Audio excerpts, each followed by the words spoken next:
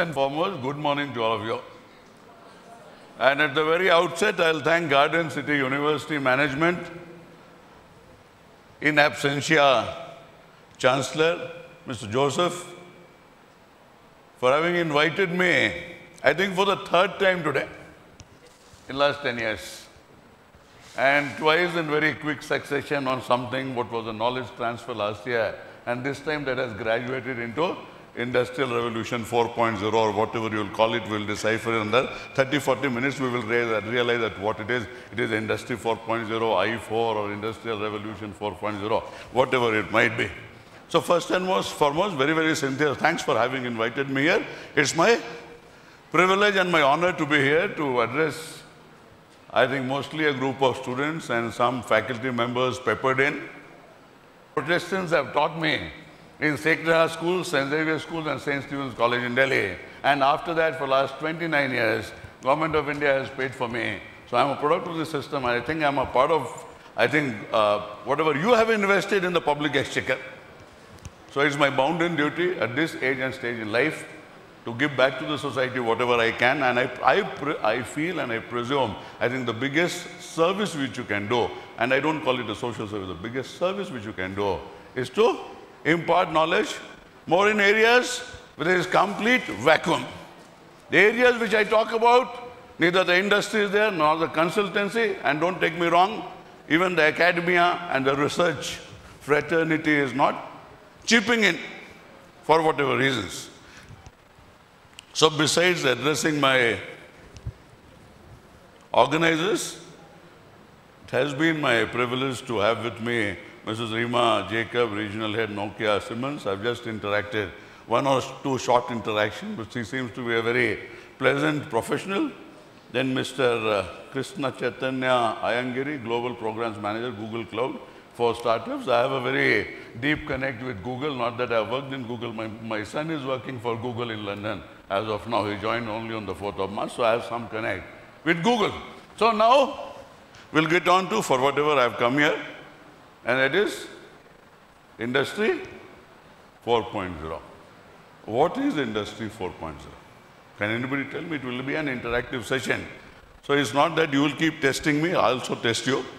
So what is this Industry 4.0? And with that, whatever communication was sent to me, it says Framework for Global Challenges in Business Management.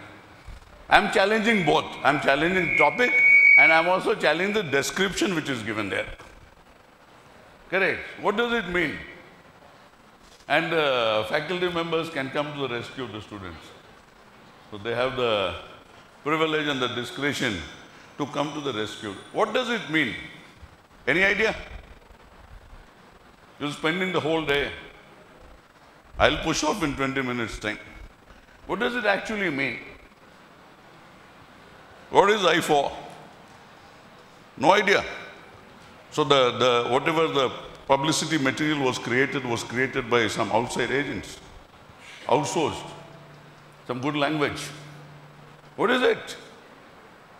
So I'll keep challenging you. I keep challenging governments, I keep challenging the country. That's my job. And I have a contrarian point of view, but very neatly substantiated. So if you don't know what is Industry 4.0, or Industrial Revolution 4.0, and the total framework in which we work, and whether Industry 4.0 is in the gamut of Industrial Revolution 4.0, I'll take you through that ride. But certainly I'll expect that over the course of this lecture, you will also be contributing something to it. We'll start with this. I didn't have a role model or a guru till 44, 45 years of age. Then I found him while I was doing the Karnataka computerization project. Who is he? What is he known for? Apple, oranges, mangoes. What is he known for?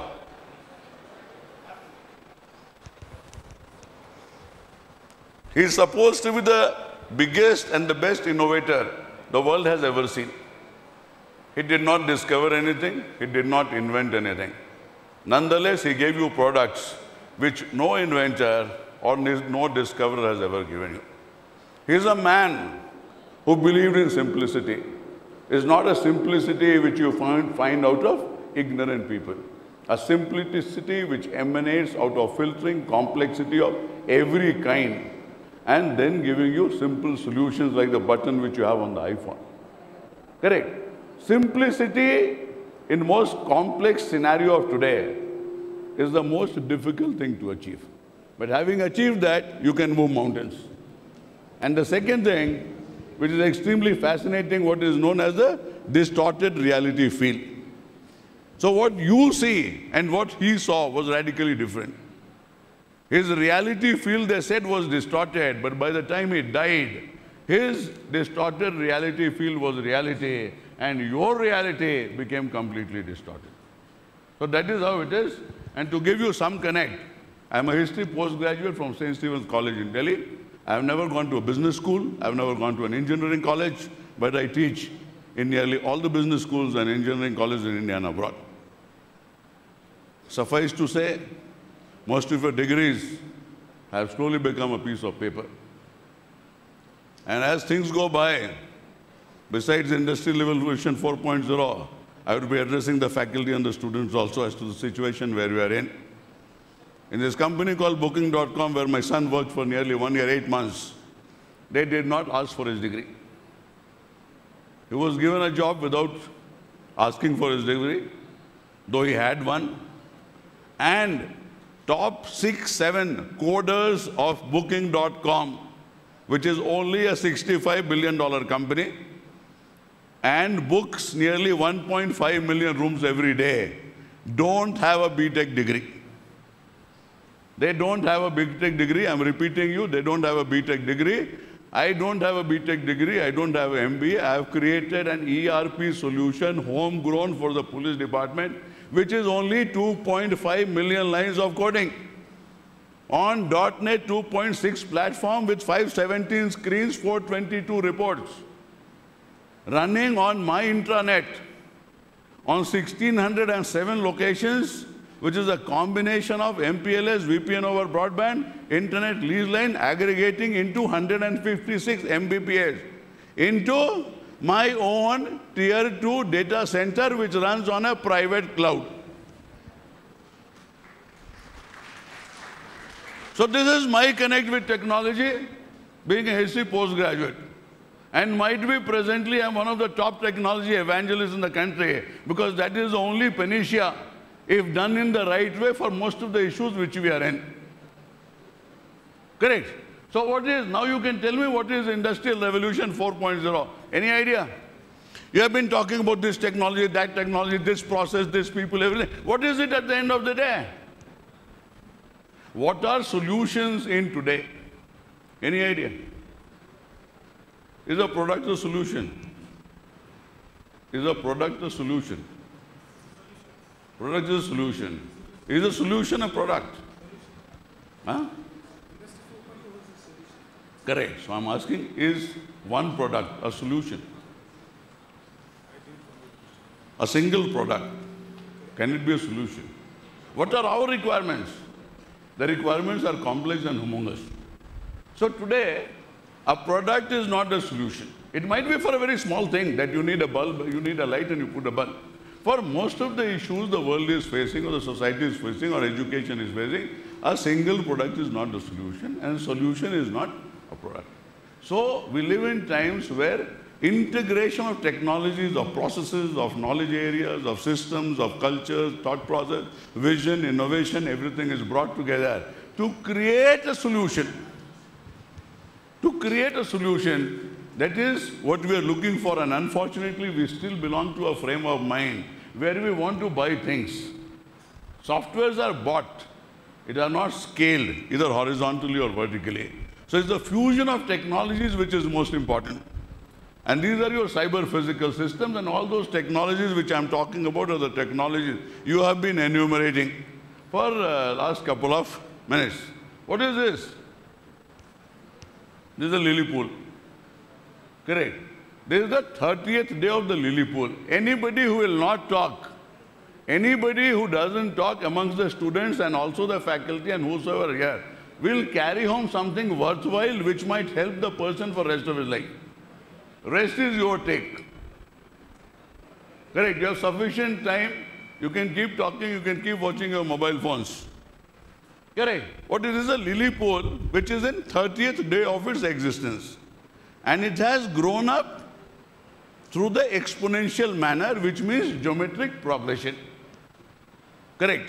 On the 29th day, it was half of this. On 27th day, it was 1/4.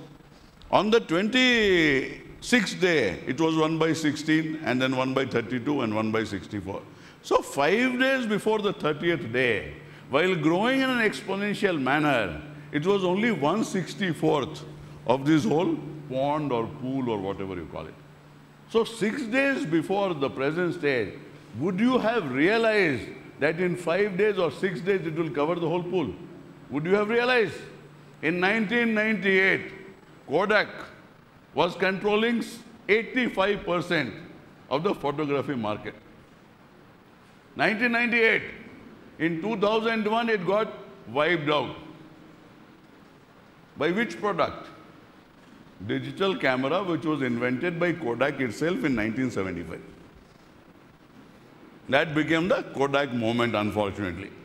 So this is the situation where you are in. Something will come, will hit you. You will not realize what has happened. Correct. You might see that the universities and research institutions in this country have vanished overnight. Nobody will know. If internet can produce a person like me with a history background and a police officer's background into a technologist and evangelist and something who can profess and practice in a manner which is unimaginable, I think internet can do wonders to anybody. And why it's not doing wonders to somebody, I think is a very big, I think it really surprises me. So with exponential changes, cost decreases, size decreases, performance increases, and time compresses. If today all the things which the teachers are doing here can be done by a machine, will you still be relevant? All researches, nearly all researches done by this country on the formula of one guide, one researcher, I can get it done by a bot better than the guide and the researcher. Nearly all researchers. Nearly. And I'm talking this with all amount of responsibility. Correct. So that is where we are. What is the current management thought? I think it is basically a management crowd, right? The business school. Correct.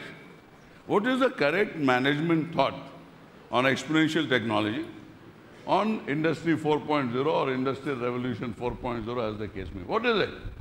What do you think? What is the business literature? I'm not very sure of the business literature, but a couple of books I can tell you.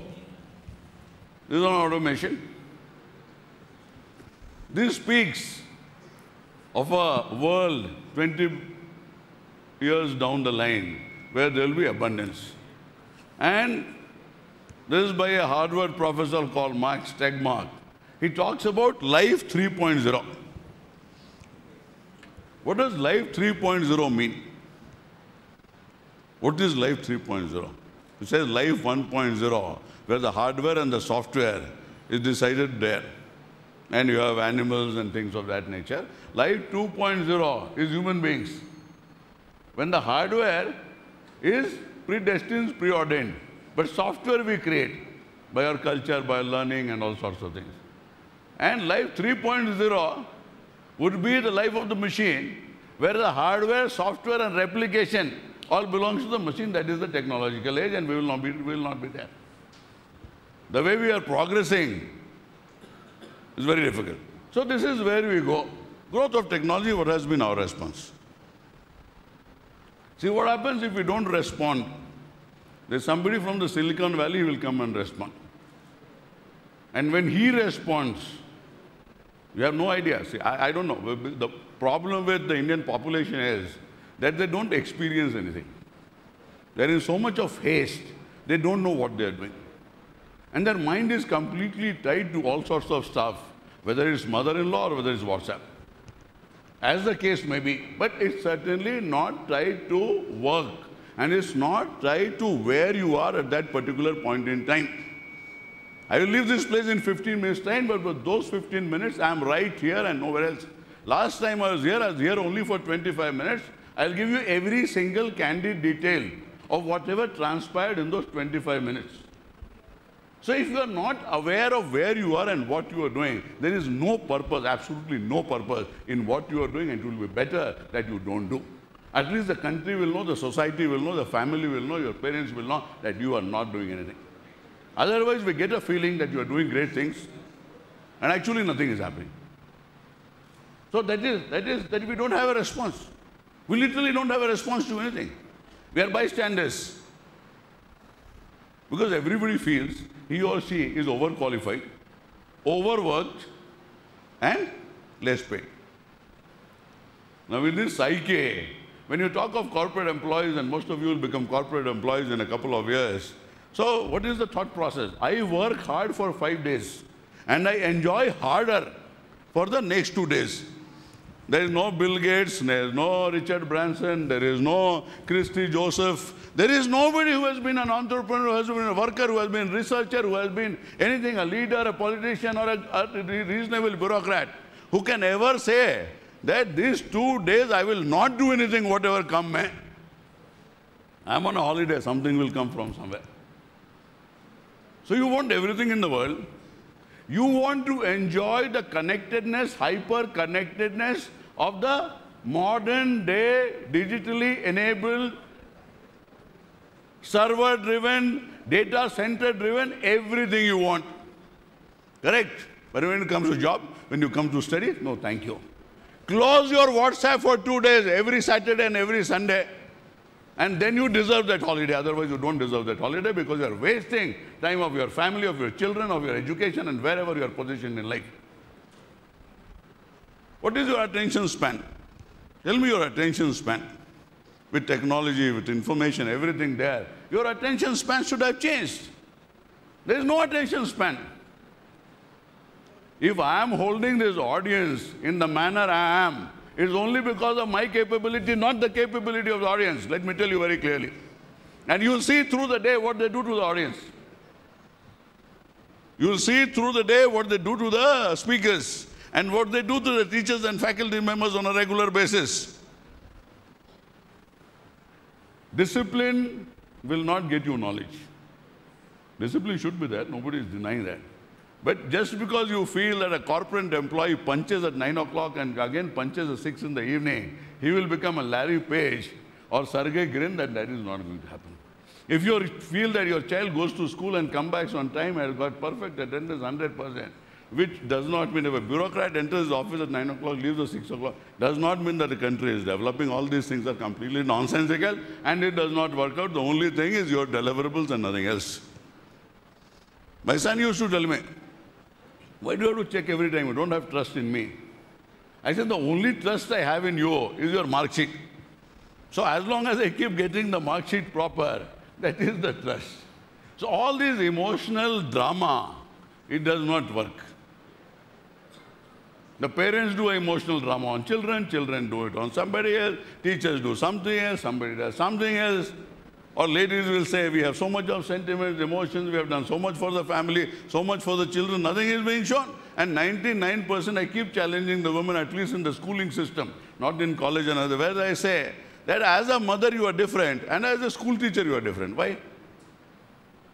Why do you don't have so much of concern? You go school after school, you see the quality of students coming out. There's a multinational guy who works for me as a consultant. Seamless, he writes, SEEM space LESS. I give him a salary of 3.15 lakhs. There is a Singularity University. It works only on the emerging technologies. They're trying to formulate the blueprint of the world. Correct. Started by Peter Diamandis, is the writer of this book called Abundance, and the other guy called Ray Kurzweil. Are we, as educators and management, as owners, as government departments, as government, by industry, consult, are we planning for the future? Or is only conferences, seminars, events, documentaries, networking, cocktails, dines, this thing, contact list, WhatsApp groups? It will not take us anywhere. I started talking about technology or software after putting in nearly 27 months without getting out of a dark dungeon, my office and my whole area, and after creating all which I talked to. And it used to take around 12 hours to around 21 hours every day for 27 months.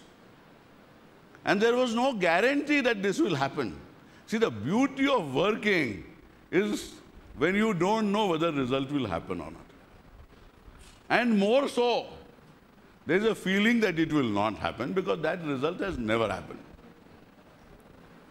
That is the beauty of working. That is the beauty of passion. And just because you fail once does not mean that you will fail again. You have not put in enough energy to be successful, that's really all. This Mike Phelps, he won 23 gold medals. He says, whenever I failed, I went back and did so much of practice and reached the level which no human being has reached. So once you reach that level, nothing is left. Exponentially growing technologies to increase human capability and fundamentally reshape our future is not growth, is not money, is not any thought process, is no realignment. It will completely change the way we live, the way we think, the way we deliver, the way people talk to us, and the people react to us. So this is where the technology is. So these are the basic things which I want you people to understand. I can take you through the list of technologies. But understanding technology as a practitioner, as an engineer, and understanding technology for purposes of your growth and for utility and for usage of society, your enterprise and the country, are two totally different things. Google says we pay 80%. 80% for the work you do, 20% it's fine. That is extra they pay. But they say that 20% which they give for their creative energies and free time, that produces 80% of the products. So this salary to salary business is not going to take you anywhere. What is the total quantum of investment in human resource in the academic sector? Don't you think a lecturer or a professor deserves a minimum of some 20-30 lakhs investment through 30-35 years? That investment is done in us. I think our basic training itself will be on so many lakhs.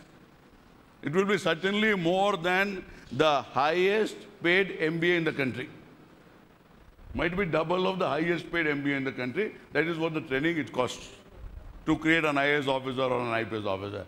And nearly 5 times through your career, you are again grilled back into the same thing. And that is how you maintain what you maintain. Correct. Still it happens that there are people who don't maintain. So that chance is also there. So this all of you have gone. Does it depict the full reality? You're talking about Industry 4.0, you're talking about smart industry, you're talking. Does it depict the full reality? Yes or no? Yes or no? Does it depict the full reality? Your Industry 4.0, does it depict the full reality? See, when you don't think, first is when you don't read. Second, when you don't think.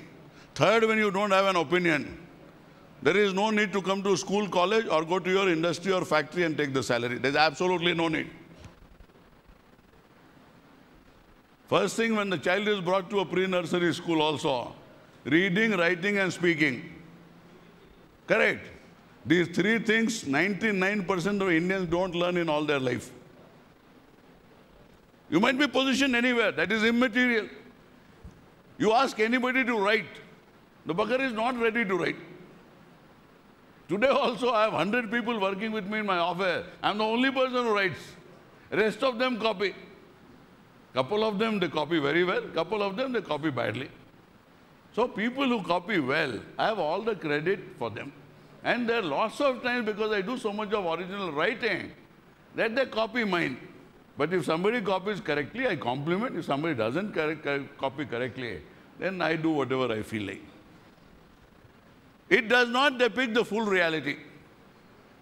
Industry 4.0 does not depict the full reality. It only depicts the technology part of it. It does not depict the management part of it. It has literally nothing to do with the conference which you are holding.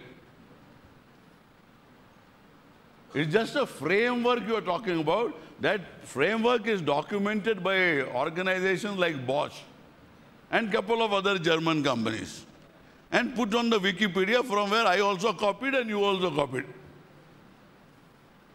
You also copied from the same place. The only difference is my questions are original, you don't have questions or answers.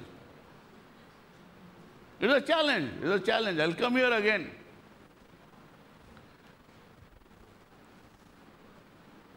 Machines will become workers themselves. What will you do? Is a radiologist better or a bot better? At least this you can answer. Is a radiologist better or a bot or an artificial intelligent agent better? Who is better? Bot is better. Minimum time a radiologist takes after his PUC is 13 years to give the first opinion, minimum of 13 years. A bot can do it in couple of days, couple of months. AlphaZero picked up whole of chess knowledge and expertise and skills in the world in 4 hours, precisely 4 hours. And he defeated grandmasters in 18 games. 6 games were draw. And the creator of AlphaZero says, Demis Hassabis, I think he's the biggest engineering brain, I think, in recent times.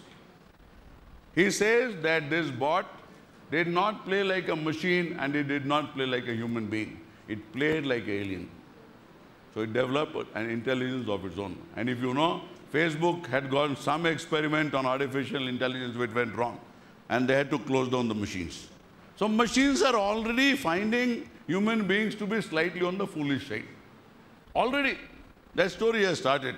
So machines will turn out to be workers. What will you do? I have no idea. So most of these management theories are on its head today. It's gone completely upside down.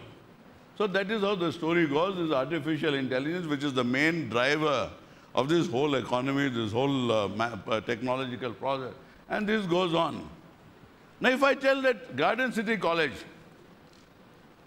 what have you done with your data? In last 1992 you started. You have admissions data, you have duration data, you have exam data, you have the evaluation data, you have the teacher's data. You have all the data. What have you done with that? How many of your alumni you have followed? To what purpose? But for the documentary. Things have to go deeper and deeper and deeper. Otherwise, one WhatsApp will come and will finish us. Somebody will provide, see, every single service, mind it, in next 3 to 5 years' time, every single routine service, or might be not routine also, will be provided as a service by a cloud provider. Mind you, inclusive of your lectures. Khan Academy has already done that. It is foolishness on our part that we are not using that material, which is globally validated and at a global level is the best globally. So we are not using that material and we are paying 9 lakh, 10 lakh, 20 lakh rupees to our schools and colleges for whatever purpose, I don't know. How well have we used our data? We are talking about Industrial Revolution 4.0. Now in the physical world, how well you have used your data? Correct, it goes on and on. Do you know your requirements? You don't know your requirement. Correct. So this is the story. The goal should be to create not undirected intelligence, but beneficial intelligence. But how do we do that? When we don't know AI, can we talk about AI ethics? When things are not under my control, how do I control it? Will 5 private universities come together for a research work? Will Lions and Rotary and NGOs come for some single NGO work? Everybody is fighting for his own turf. End of the day, there will be no turf. End of the day, there will be no turf. There will be an automation where all these agencies will be wiped out. Correct? And if they do exist, it will be a very, very stunted growth. It will not be a part of the mainstream. Kirana stores, small stores are today also. But mainstream is already Amazon. And unfortunately or fortunately, Walmart is not expanding across the globe. Otherwise, that retailer will also go. How many of you have not used Amazon? How many of you have not used Amazon? Nobody. You're already neck deep. It has to go only here. After that, post-mortem only. Nothing else. Nothing else is going to happen. Goes on. Then have you ever experienced any cyber security incident or insecurity while using your gadgets, your systems, or Facebook, or your office, or anything? Have you ever experienced? Somebody doing some cyber stalking, cyber bullying? Huh? Nobody. All these youngsters have experienced. All of them have experienced, every single one of them. Correct? It's all data. Everywhere is data. See what data does to you. The whole hotel is locked. This is data. This is data. 167 flights. 1.20 passengers stranded. Why? Because 2 drones were sighted. We don't know what to do with the drones. That is Gatwick Airport. Correct. Robo kills man because you have not controlled the robo. You don't get into the business logic. You don't know what the robo is doing. You have outsourced your work.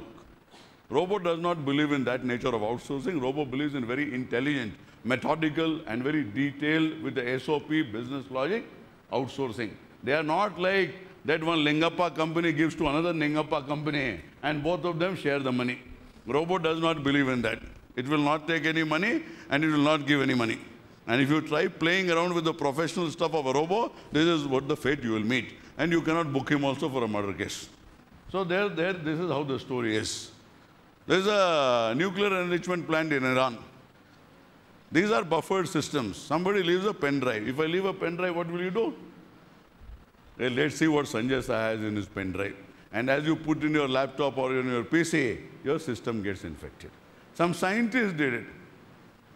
And went on, and it finally affected the centrifuges which were critical to the enrichment of uranium to U-238, and that is how the Iranian nuclear enrichment plant. The project did not happen, or it was very wrongly delayed. So this is the whole gamut of cyber security issues happening across the globe. Lazarus is supposed to be the ISIS of the cyber world. And I have put a small quote of mine: getting hacked is the new normal. So getting hacked is the new normal. There is nothing new about it. Are we data-driven? Yes or no? Only Airtel bills you see with minute detail. But if I ask you as to how many data points a digital photograph has, nobody has an answer. One click on your keyboard creates how many sets of data in Google? Nobody has an answer.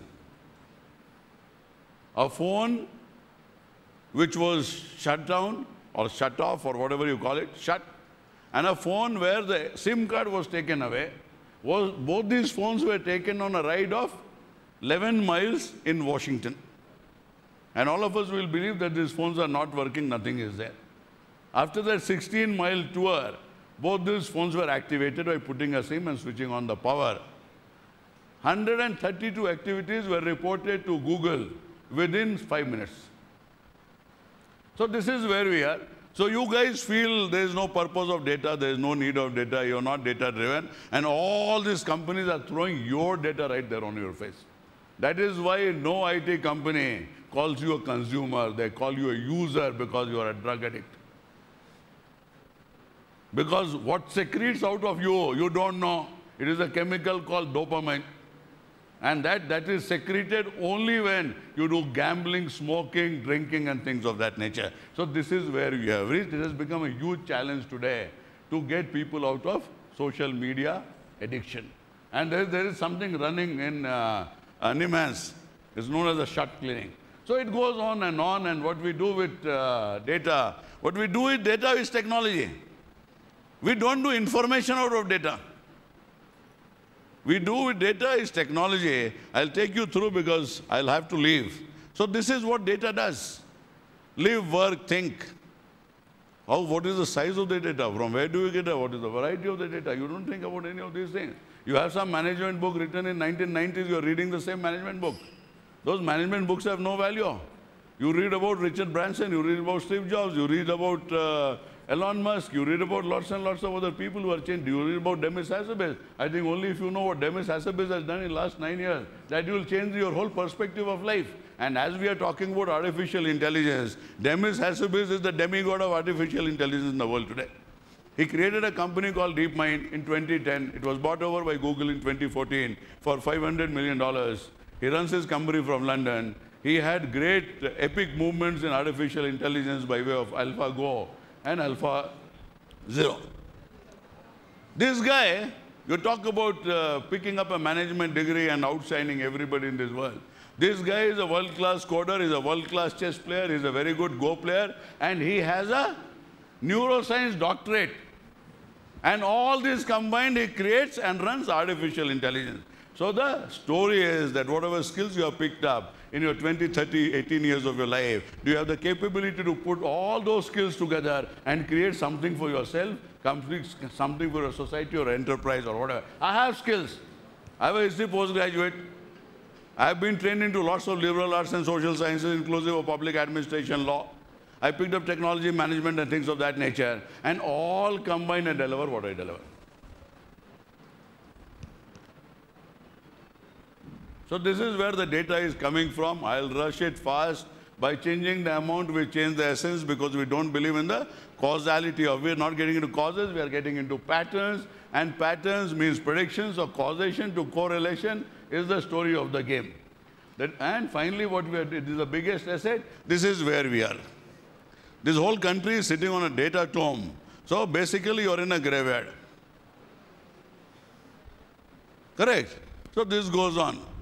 Value of open data. Value of open data, this whole of our intelligence which works globally. I think today 70–80% works on open source data. What intelligence you put into that data is what it is. If you don't have intelligence, if you don't have domain knowledge, you will not be able to put anything into the data. So we move further. Big data is at the base of counter-terror operations. If you ever feel that police is doing something where there is no data involved, no science involved, no technology involved, you are very, very badly mistaken. Don't go by the Bollywood guys. One day police will catch you for things which you would have never imagined in your life, and that day you will realize how savvy is police. And there are lots of people who experience the wrong way.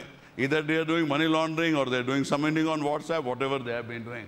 So our whole operations work. Huge amount of data, 20 billion pieces of data by the National Security Agency. National Security Agency has a data center which is 15 exabytes of data every day. And whole Google uses only 13 exabytes. India will be using some 3–4 exabytes. National Security Agency employs the largest number of mathematicians, computer scientists, and linguists in the world. Not by Google or Microsoft or anything. It's a police agency. It's an intelligence agency. And they create digital products. So we move further, be data smart, the world is yours. Any idea what is IPv6? Yes, sir?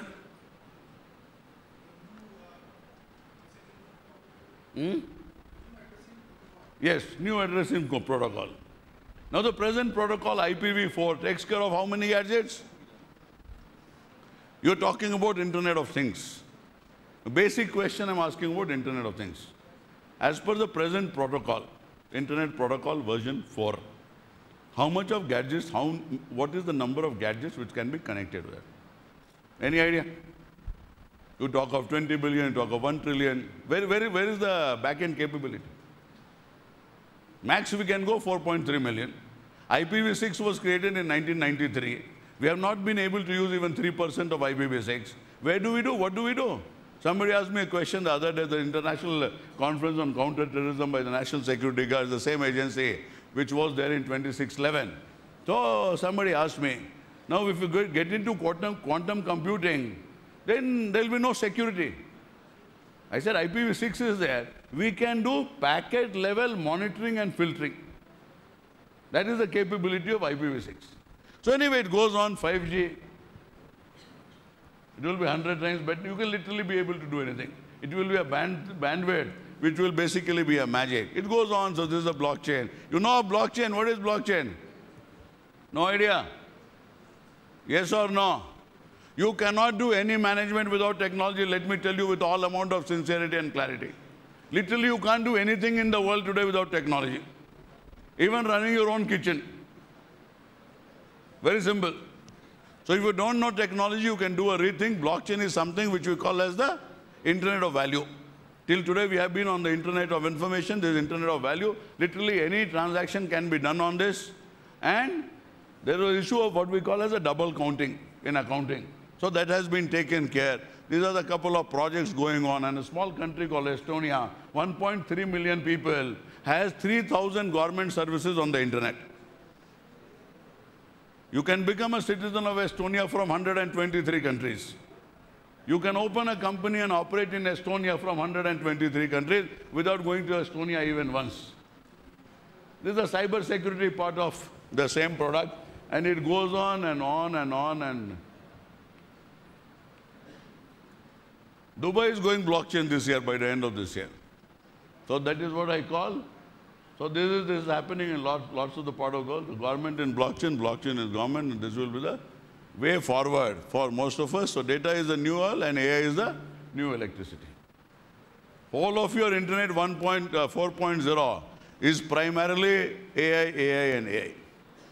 AI is the apex technology of today. There are two types of data, latent and transient. What we do is only a transient data. So when Mr. Joseph asked his faculty member of head of department, what did you do last year? Sir, last year there were 39% of the students who got more than 60. This time we have 62. But that's the end of the story. Beyond that, you're not bothered about data. The next is the latent data, where you can get into the details of this 39%. To the minutest detail, find a flow or a pattern or something, and you can find remedial measures to increase it from whichever to whichever, and can have a blueprint for next 5 or 10 years. So that is your capability. So man and machine have to come together. Where does the data come from? We don't know. Most of our data is shit. So that is also there. Unified data warehouse, machine learning, deep learning, I'll not get into it. So finally is artificial intelligence. And if you're not ready for automation, then we don't know what is going to happen. The first decade of the 21st century did not create any jobs in the US. Correct? If this also does not hit you, then nothing is going to hit you till the time you are not on the pavement.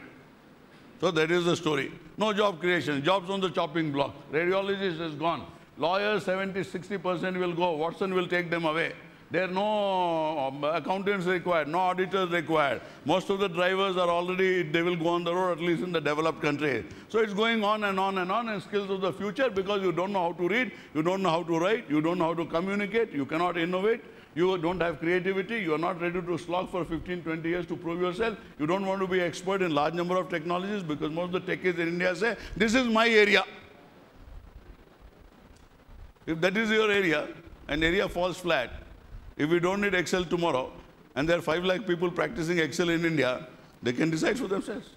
And that is the case with lots and lots of. So artificial intelligence is the prime general purpose technology, and general purpose technology is something which literally transforms your existence, whether it was steam, whether it was printing press, whether it was fire, whether it was wheel, whatever is there. So data may be the new oil, but artificial intelligence is the engine that fuels.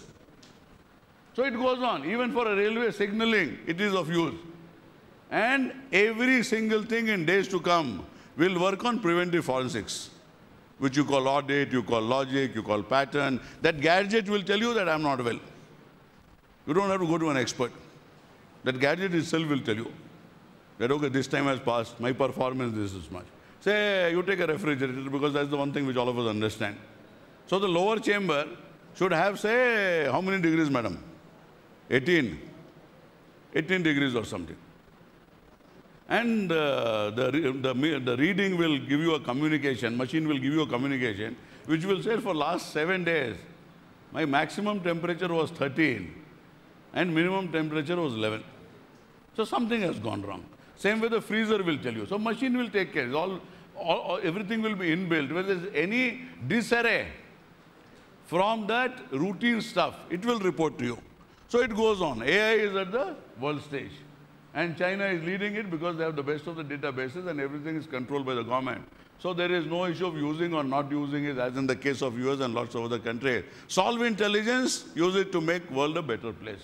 Now you have to solve intelligence. We are finding problems with natural intelligence.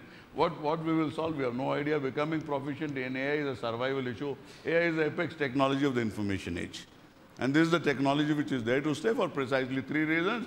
Because of the computational power, because of storage, and because of data, which is being churned out on a near regular basis, whether we try or we don't try. And we have large number of utilities and tools of machine learning and artificial intelligence, which are in the public domain. Whether this will become a leveler or not, that you will decide. Otherwise, see, these are the things which will be captured. Beyond this, you have something. Knowledge, reasoning, common sense, learning, and decision making. These things will be done by the machine. And thousands of times better than you. So anyway, so this is what AI is trying to provide. This whole history of artificial intelligence. 1956 it started, in 97 Deep Blue, 2011 Watson, then we have Siri, then we have AlphaGo, and finally we have AlphaZero, which I talked about. And this is the inflection point, they say, that is going to stay. Why it happened, I have told you. What are the algorithms in place? The underlying technology framework is the human brain. With that neural network, same thing they are trying to copy. We can store, I think, 12 or 21 terabytes of data. DNA has only 1 GB.